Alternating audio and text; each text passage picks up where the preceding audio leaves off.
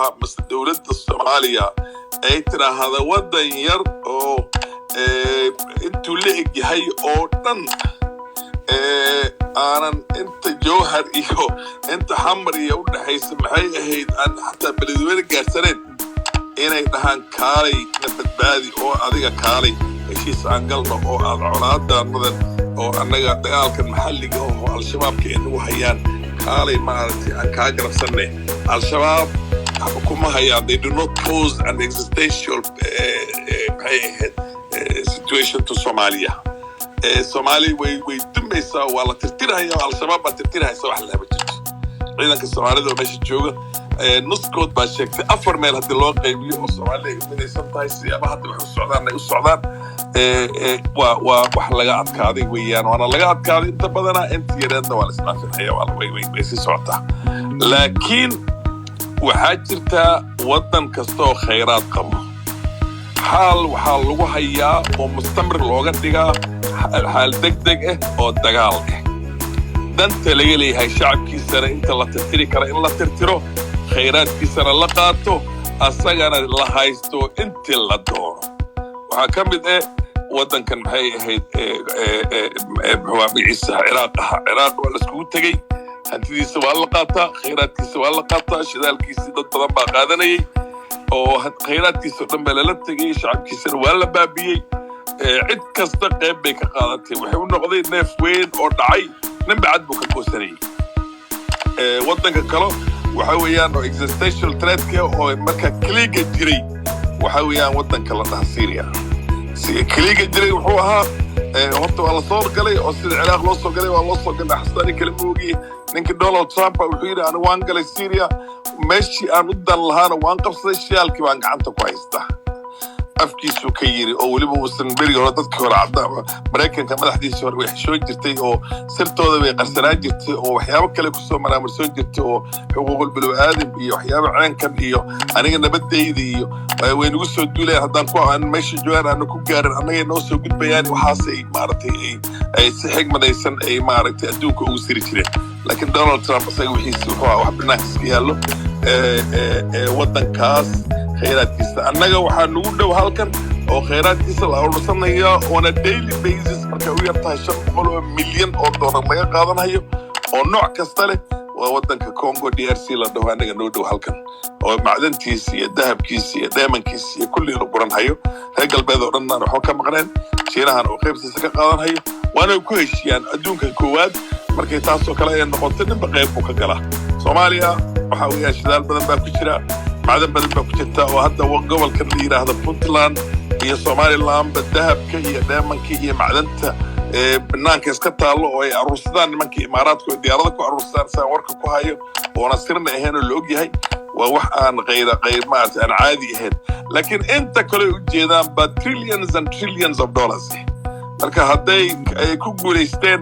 dadka qaar ku dhacday oo baasaboor ajnabi wato oo magaci sheeganayo oo dawladda baan oranayo oo nin kasta 20 milyan 30 milyan 50 milyan dijaabka loo gari wadanka uu ka diyaar u ah dadkaas way horta dadka waa wasiiray waa kanay waxa saytu leey Soomaaliya hadda kaar baa ku dhacday shacabkeedana waa la tirtiri dhibaato badan baa lagu sameeyay ummad intii la tirtiray laga gabigeed waa la waayay Chagos Islands meesha wada dad baa deganaa jiray haddana waxa weeyaan waxay tahay waa saldhig Mareykan beeta Ingiriiska qabsaday ayagana ka daad guray kullu adduunka ku kala daadiyay markii dambana Mareykanku ka iibsaday Guam maxay way iska haystaan iyo adigu island beeta halkan ay fikrada Indian Ocean baan jeclahay magaci baan xasuusanay hadda marka Chagos Islands Soomaaliya midan hadda lagu sameeynayo sidii Libya loo galay iyo ka daran yaa lagu soo wadaa sidii Syria lagu sameeyay ka daran yaa lagu soo wadaa sidii Ciraaq lagu sameeyay ka daran baa lagu soo wadaa tiradana malaha dadka ay lahaayeen tayadana malaha oo ummadda arganayso Soomaalida hadda meel kasta oo bas ka rafaadsan anaga waxaan oo sheegay markii wax lagu sheegay wax iyad wax garataa baa la yiri jib marka fiirisi ummadii Soomaaliyeed saasa loo qaybsaday wixii way fahmi laayeen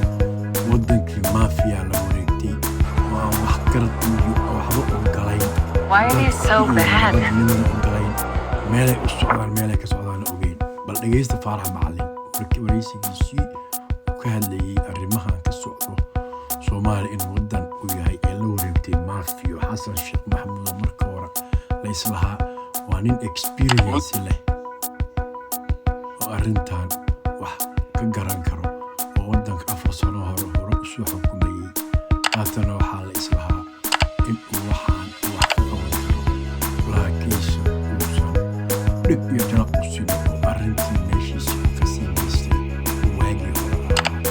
waxa u malaysaa inuusan wax experience lahayn marka waa arrin cajiiba markaa fiirisid arrimahan Soomaaliya ku soo cusboonaaday balinkaas Soomaali Libya waad ahayd garanaysaan say ahayd markeedii hore nolosheeda iyo horumarkeedii hantida ay haysatay trillions of dollars oo dahabka laga daadbiriyay kaliya waxaa lagu leeyahay waa intaasoo tan 150 bar ee laga daadbiriyay oo uu rabay inuu ka dhigo Gaddafi currency cusuban uu hagaajiyo oo uu ka samata bixiyo Afrikaanka the reliance on the dollar as the denomination, as an international, as a global denomination of exchange. marka maanta meeshay marayso Soomaali waa meel Ilaahay in la bariyo ayagana indhaha loo furo baa loo baahan yahay heshiiska hadda aan arkay aniga waxaa ku qoran horta kor top secret baa ku qoran top secret waxa weeyaan sirta midda ugu sarreysa meeshay marayso agreement kan waxa weeyaan an agreement between the government of the Federal Republic of Somalia and the government of the United Arab Emirates on military and security cooperation fighting terrorism oo waxa dalka dadka lagu qabsado waxa la dagaalamaya argagixisa iyagana beeray al-shabaab waxa kaalmeynaya carab bay ahayd dadka la shaqeyn jiray mukhaabaraadka Sacuudiga iyo mukhaabaraadka Imaaraadka iyo mukhaabaraadka nimankaas ay ahayd waa la ogsoon yahay markii aan wax badan baan ognahay rashay maana dalarin markii Soomaaliya burbureysay isla waqtigeeda aniga baarlamaanka la soo doorsaday madaxda wax badan baan ognahay wax badan oo markii hore hatta haday daboolneed hadda banaanka loo soo qaaday baa la ogyahay marka obligation ka first party obligation laba party isku yeeran oo heshiiska galayo party koowaad waxa weeyaan maxay ahayd Soomaaliya kan labaadna waxa weeyaan waa Imaaraadka obligation kiisa first party obligation kiisa asaga shuruudiisa maxay ahayd waajibaadkiisa oo asaga saaran waxaa ka mid ah in uu u ogolaado inay ciidankii second party oo wadankooda uu imaado oo suu doona u soo galo suu doona uga baxo wuxuu doonana uu ka fuliyo approve the entry of military iyo diyaarada iyo wax kasta iyo maraakiib iyo taangiye iyo kulli machinery weapons ammunition inuu keensan karo wadankii uu ku qabsan karo military iyo wax dhan buu meesha uu ku qabsan karo waa second agree to the participation of the second party in investigation ay sameynayaan information collection mukhaabaraadka oo NIS ay la wareegayaan NS Soomaaliya